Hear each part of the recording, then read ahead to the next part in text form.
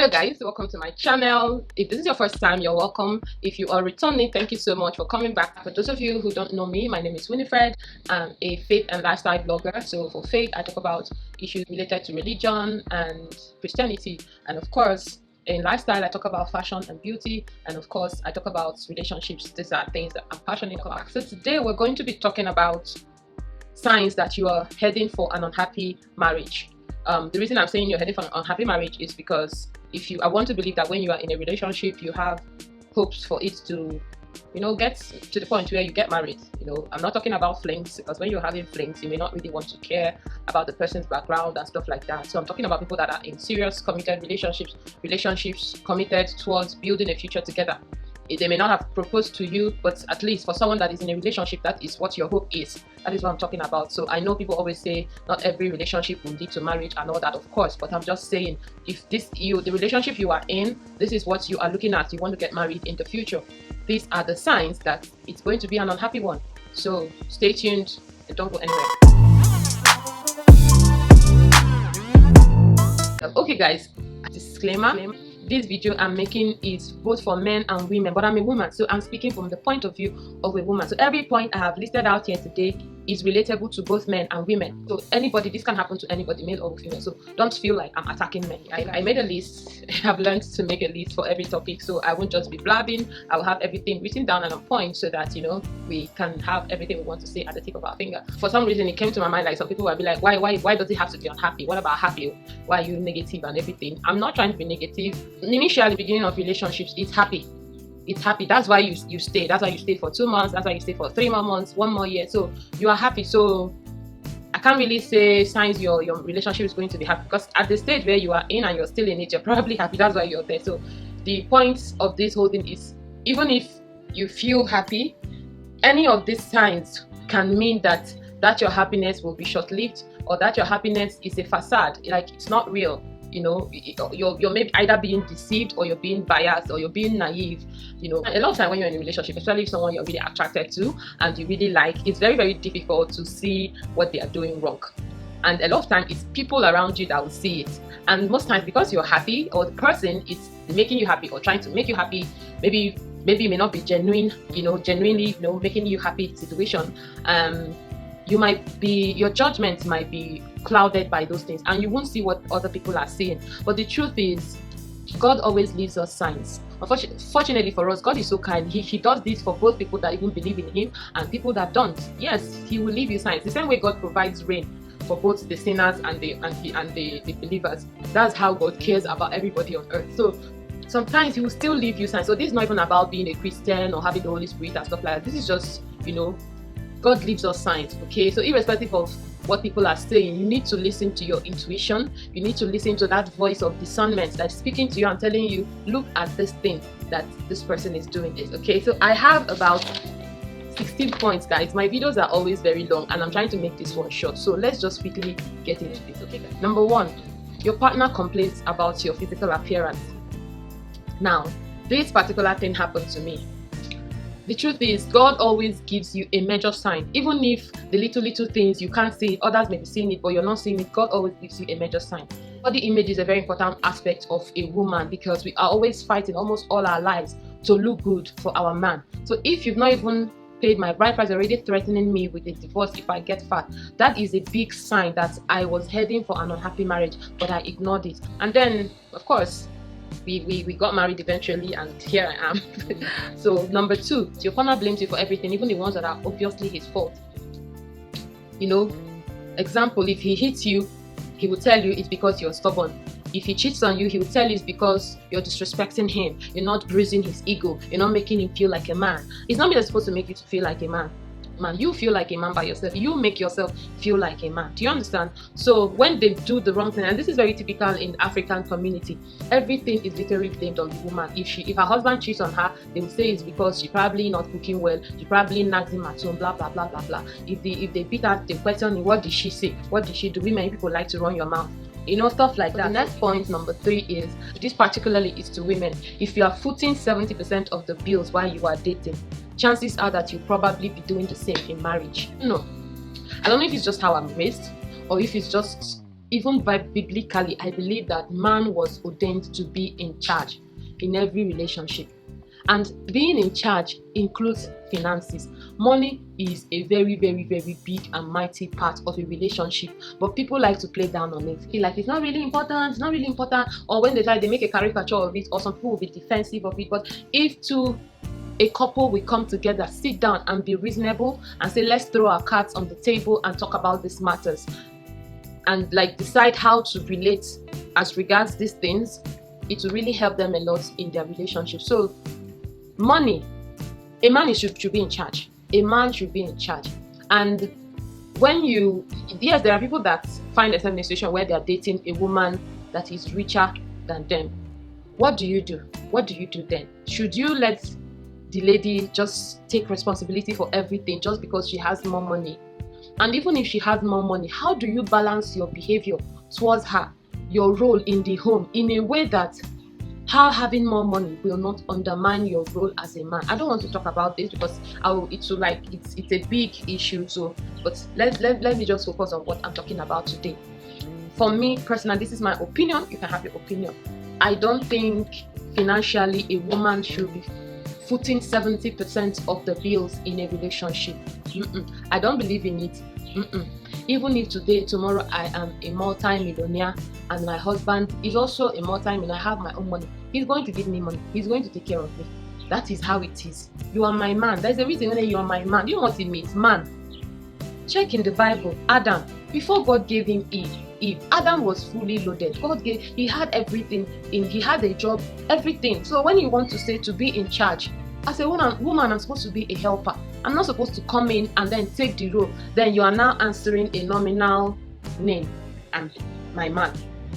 I'm not talking of man now as in sex. I'm talking of the role of leadership that you're supposed to take as a man. I don't think it is right for your woman to be footing from 70% of the bills up in your relationship. I don't think it's okay. So when you say women, I don't think it's okay. Let me just stop it there. So for women, if this is happening in your relationship, you think you are sticking with him through thick and thin. I don't have anything to say for that one. Number 4, if he hits you even once, he'll probably do it again. If he hits you even once, he'll probably do it again. I think that is self-explanatory. Like, there are no two ways about it. If he hits you once, either while you were dating or while you are married, maybe the first time he ever touched you was while you are married, you forgive him, blah blah blah, he will probably do it again. And if he hits you and you take it, that will probably happen. It will keep reoccurring. So just take note of that. Then verbal abuse, that's number 5. Verbal abuse is very serious. It's not just idiot and shut up. There are people that literally use words to talk down on their partners. I'm talking all sorts of negative things: slut, witch, bitch, harlot, you nag, you're crazy, you need psychiatric help. Like, there are people that use words to destroy the character or the personality of their spouse. And if you're facing this kind of thing in your relationship, and maybe when he finishes, he will tell you, I love you, I don't want you to be pissing me off, you're the one that make me say these things to you. Girl, you are on a long thing. Number 6, ridicule. If he ridicules your achievements, your goals, your family, your lifestyle, the things that are dear to you, he ridicules them, he makes them look like a joke. Anytime you have a business idea, you'll be like, what are you talking about? Please leave all those things, focus on this. 2 things are involved. Either he's afraid of you getting bigger than him, or 2, he just doesn't give a damn about you. He doesn't care. He doesn't care what you like, what you want, what you're interested in. He doesn't give a damn about anything you're interested in. So if you stick with that kind of person, 2 things will happen to you. You're going to be an unhappy person because you'll be so unfulfilled, and 2, you would come down to his level, in the sense, because obviously someone that is not ambitious is someone that probably doesn't want you to do much more than he has done, or to even meet him at his level. He just wants you to remain down there where he can oppress you and talk down on you and stuff like that. I don't think it's okay. Some people also, it's not like they don't really want to see you prosper. It's just that they don't believe in you, and you shouldn't be with someone that doesn't believe in you. You shouldn't be with someone that doesn't believe in your abilities and in your skills. And like, you don't need to hear that this person has succeeded in music before you believe that my music can be successful. That's the kind of thing I'm saying. Okay. So number 7, your partner doesn't show interest in the things you love and reluctantly or seldom supports you. Like they just never support anything you do, except it's something they approve, which sometimes the things they approve are mediocre. Like they're not even things that make sense. But the ones that are really, really important to you, they make a joke of it, make it look like it's not important and everything. You don't need that kind of person in your life. Number 8, you are together yet you feel alone and there's a disconnection. Yes, you shouldn't be with someone. I don't mean, when people say, I'm not the one that will make you happy, I'm not the one that completes you, blah, blah, blah, blah, blah, blah, blah. Do you know, like, you can be a very happy person, doing well for yourself, cheerful, outgoing, everything, and then you meet this person and you change. Have you been in a relationship before where people tell you, babe, you don't change, you're not the Chioma I used to know? You say, what do you mean? The Chioma I used to know, maybe it's not that now you're glowing and shining, you're looking very happy. No, you're like a far cry of who you used to be. You used to be a very bold person. Suddenly you're withdrawn, you're shy, you're not confident, you're losing your self-worth, your self-esteem. That relationship is obviously toxic. Some of these things I've mentioned already happening to you in that relationship, but you're there either because you just want to belong, you just want to have a boyfriend, you just want to, people to have a feel like, oh, I have a man. Babe, better to be alone than to be with someone and still be unhappy. It doesn't make sense, babe, like, because you can be very happy all by yourself. So why will you go and bring someone that, instead of adding value into your life, he has taken away and tearing you apart? No, relationships are meant to build you up, babes. Relationships are meant to build you up. So if your relationship is not building you up, you guys are not growing together, you guys are not looking back at when you met 2 years ago and where you are now and like, babe, we have grown so much. And I'm not talking of money. You have grown in maturity, you have grown in your friendship, you have grown in your communication skills as a couple, you have grown in your visions and ambitions for life. Like, you don't see progress. What are you doing there? Get out. You know what I'm saying? Get the head out, please. Okay, so number 9, one person is always unavailable or does not show interest in spending time with the other. So you see what I'm saying? Okay, let me give another example, personal example. Then my ex will always travel and he can be away for like 3 months. When he comes home, he won't still spend time with me. We didn't quarrel or fight. There was no violence, but there was this silent vacuum. Invisible vacuum. You can't say you people are quarreling, you people are beefing each other, but so the only thing is, I'm smart to code these things and know that there's some people wait until they see violence before they see that there's a problem. But like, I had this person, but I always felt alone. I always felt like I'm on my own. Even then, sometimes my back will ache me as a pregnant woman. My back will ache me, my feet will hurt me. Just help him massage my feet, help him massage my back, and he won't do it. He won't do it, like blatantly refused. It used to break my heart a lot. And I remember so many guys that would have done that thing for me, like they would jump on it literally. Why would someone that is my husband not do the simple thing for me? This particular one, I can very, very much relate to it, and it's part of the reasons I just told myself, you know what, I'm not cut out for this. No, me, I'm not cut out for this. I don't like being where I'm not wanted. I don't like being where I'm not needed. I like to be loved. I like to be needed. I like to be wanted, and I've been there, done that. So having someone that is like, you don't desire me, it's very strange and abnormal. I can't deal with it. I can't deal with it for another 1 year or 2 years or 3 years or 10 years. I can't. So guys, if you find yourself in that relationship, be you male or female, you are headed for a very, very unhappy marriage if you're still there with the hopes of settling down with that person. So you are neglected. So it's part of it, because if someone doesn't care about being around you, that's neglect. It may not just be neglecting you in terms of companionship. It could also be neglecting your needs, like anything that concerns you is not important. In quotes, it may not necessarily be everything, but like, you just know there's just this neglect, what of emotional neglect. Because if you've not been around your spouse for like 3 months, you come home, that person is not rude. That person has emotions and feelings. Like, you should feel the void, but then you're not noticed, and it's just a very strange place to be. The next one, that's number 11 now. They don't recognize there's a problem. Guys, this is a big one. This one is like this one there's this kind of awkwardness or weirdness it brings in a relationship that even if you're not careful, you begin to think you're crazy, because you tell your partner like, babe, see what I'm noticing. What do you think? Like, what are you saying? Are you okay? They will even touch you like, Are you okay? No, nothing. We are good. I'm good. But there's a problem. and they don't recognize it, that's where there's a problem. Because when they don't recognize there's a problem, they will not want to work on it. They don't see any need to change. If it's someone that hits you, that feel like hitting you is normal, they don't feel any need to change. I've not really had, a lot of nasty relationships. Actually, I've had some good ones. Highest, if it doesn't work, everybody parts their way. But like, I've not had so very terrible toxic relationships. No.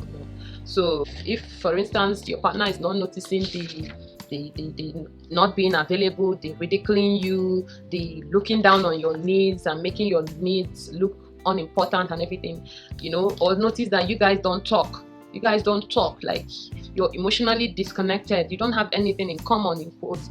So if they don't notice that there's a problem, then you can't be there. You can't be there, really. No matter what they are promising you, money or how much they are giving you for monthly upkeep. Money is not everything. I have seen people walk away from mega rich millionaire marriages, whether it's the woman that is rich or the man that is rich. But I've seen people say, no, the money was there, but these things were not there, and I had to go. So I think in the end, it all boils down to priority. What is your priority? Do you just want to be in a relationship so you'll be able to say, oh, I'm married, oh, I'm Mrs. This, or oh, I have a boyfriend, or I have a man, my man is coming into town, my man this or that. You probably want to stay because of that. But if you want more value, if you really want to have a man, and each time you say it, you feel happy in your heart, each time you say it and remember that person, it brings you joy. But each time you say it in your heart, you know that you're lying to yourself, you know that you're not being treated well in that relationship, my man or my woman. You're not being treated well in that relationship, you're not being valued, you're not being seen or heard. So many things. Sometimes it could even be your in-laws, that they are in-laws or proposed in-laws that are making your life a living hell, and your partner does not see anything wrong in it. There is a problem. There is a really, really big problem, guys. So 12, you have different agendas. If you have a situation where your faith, you don't believe in the same thing. I think I mentioned this one in my divorce video, so you can look at the link. Just check out my channel, you will see the video. So I mentioned it. If you people don't believe in the same thing when it comes to faith, your ambition, where I talked about you wanting these particular things for your life and your partner is not seeing it, there's a problem. You might want this particular thing, but then by the time you get into your marriage, your husband or wife says you want something else. So long as it's not something very serious. I'll give an example of something very serious. I know that there's a celebrity, I've forgotten her name. She said what made their relationship break up, her divorce, was that she didn't want kids. They agreed they won't have kids, but halfway into the marriage, the husband started wanting kids. Children is a big deal. It's a very, very big deal. So even if you get married at that point, both of you want the kids, you can change your mind. But if one person changes his or her mind, there will be a problem. People have different agendas. It's possible this one, I've always known he wants kids, but he felt he can convince her, or the love she has for him will make her want kids. But she doesn't want kids, she doesn't want kids. You can't kill her, you can't judge her for it, it's her choice. Those are the things I would recommend you sit down and talk about it and be sure both of you want the same things before you get married. Be sure you got like family, children, financial plans, who is going to foot what bills, how are we going to manage the situation. In a situation one of us lose our jobs, how are we going to deal with it, and stuff like that. Those are the things you figure out. What about in-laws, your family, my family, how are we going to manage it? I'm telling you guys, deal with these matters. These are the biggest issues in so many marriages, divorces, breakup. One person goes into the marriage and begins to compromise and begins to change their mind and begins to say, no, I don't want this, I want this. For instance, in my case, I wanted a white wedding. We agreed I was going to get my white wedding. But then when I got into the marriage, it changed your mind. It became unimportant. It became irrelevant. It became less of a priority. No, I'm not having it. I'm not having it. We agreed. Do you know what will happen if I take it? It means for the rest of my life, a lot of things that I want will be relegated to the background. A lot of things that I desire, because you have tolerated it in one, you will have to keep tolerating it. The same way, the moment you tolerate being hit, you will keep getting hit. The moment you tolerate cheating, you will keep getting cheated on. You will keep getting it, except if you're lucky your spouse is really, really, really sorry and really shows that remorsefulness and, never does it again. It takes the grace of God. It takes a lot of discipline and maturity on their part. But I'm telling you, the moment they start relegating your needs to the background, the moment they start hitting you, the moment they start cheating on you, the moment they start disrespecting you outside in public in front of people, the moment they start looking down on your family members, they will keep doing it. they will keep doing it. I'm telling you. So guys, if you know, okay, that is just the truth. So I'll just go into the next one. Number 13, lack of intimacy and physical affection. So it doesn't have to be long distance relationship. Some people, even when they don't have a long distance relationship, lack intimacy and physical affection. Like, you were dating somebody and you can't remember the last time they told you, baby, you look good. They called you any sweet name. They told you, I love you. Like, even over the phone, you travel 1 week, you've not seen your spouse. You cannot say, oh, how are you doing? How are the kids? Blah, blah, blah. I love you. Those words are hard to come out. And some people tell me, yeah, you know, they've been married for 15 years. That's why a lot of men have mind to cheat on their wife. And a lot of women have mind to cheat on their husband, because that intimacy and affection has been swept under the carpet. And please don't use kids as an excuse, seriously.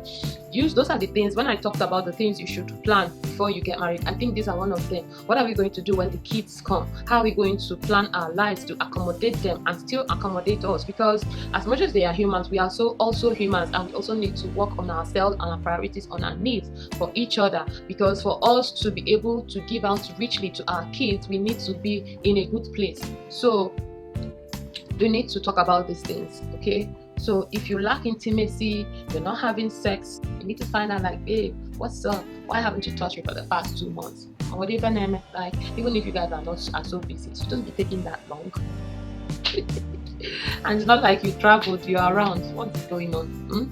So I don't want to talk about couples and what happened in the bedroom. It's not of my business. Okay, guys, but like it's important, really, you know.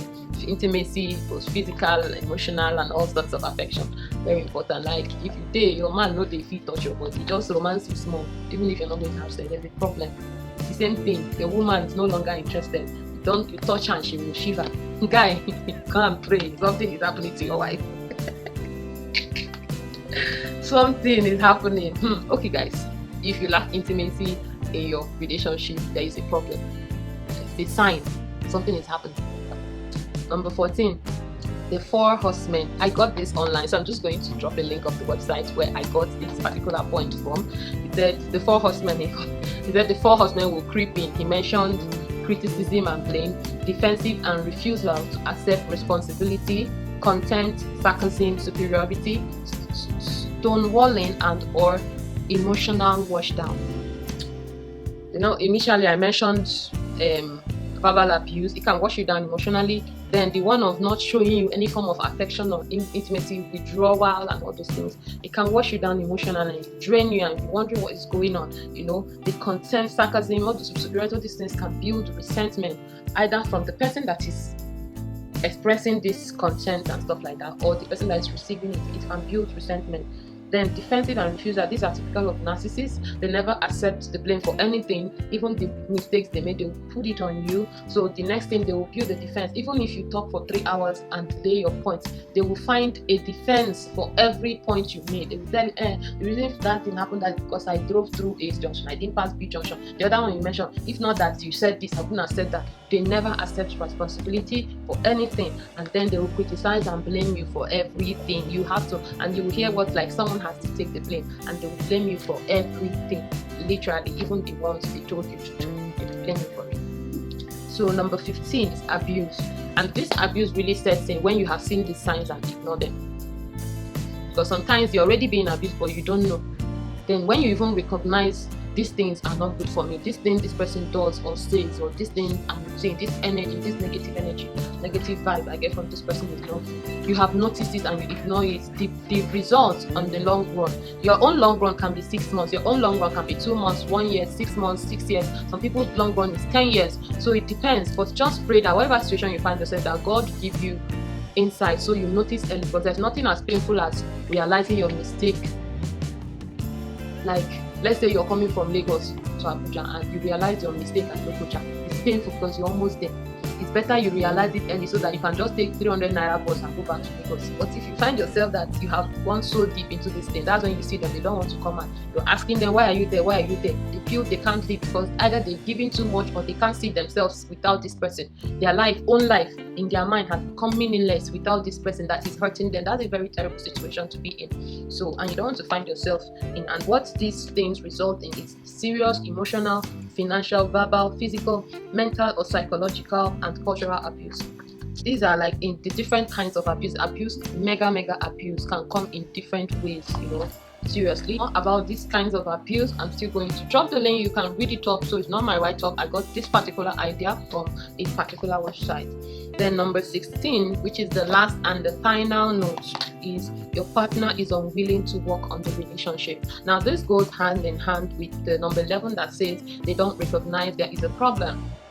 So that one is pure ignorance, of which, if this person is not seeing what you're seeing, obviously, they're really just not seeing what you're seeing. So you need to leave. Sometimes when you're leaving, you don't even see why you're leaving. I don't know what I did to her. I just told her get out. And she now says she's not doing it. So there are people that they will be nothing and say, it's just a joke. But your partner is saying, I'm not having it. I'm not having it. So you need to stop. And if you want to apologize and mean it and never try it again. That is it. Okay? You are with someone that is not willing to work on your relationship. Anything you say, he's not seeing it, or he's seeing it, but he doesn't believe there's a need to. You tell him, I beat you because you're stubborn, but next time you talk to me, I'll beat you again. Babe, we are not talking to each other, blah, blah, blah. Why don't we see a therapist? Or, can we talk to your mother about it? Depending on who you people have regard for, or a senior person you want to talk to about your relationship that can kind of give you advice based on experience and age and everything, and they are not interested. Your few of your friends or his friend will talk to him, my guy, the way you treat this girl, or Choma, the way you're treating this guy, he's a nice guy, good guys are hard to find, do something, or talk to him. And maybe he's even the one that sent your friends to come and talk to you, and still you're not changing.